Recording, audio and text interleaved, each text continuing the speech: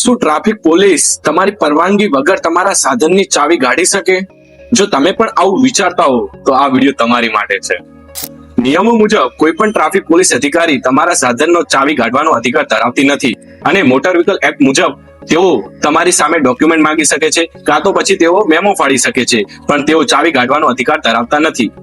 જો આવું તમારી સાથે પણ થાય છે તો ચિંતા કરવાની જરૂર નથી. પહેલા તેની સાથે શાંતિથી વાત કરો અને જરૂર જણાય તો તમે નજીકના ટ્રાફિક પોલીસ સ્ટેશનમાં જઈને લિખિતમાં એક ફરિયાદ કરો, અથવા તો ઉચ્ચ અધિકારી એટલે કે ડીસીપી અથવા એસપી ને પણ જાણ કરી શકાય છે.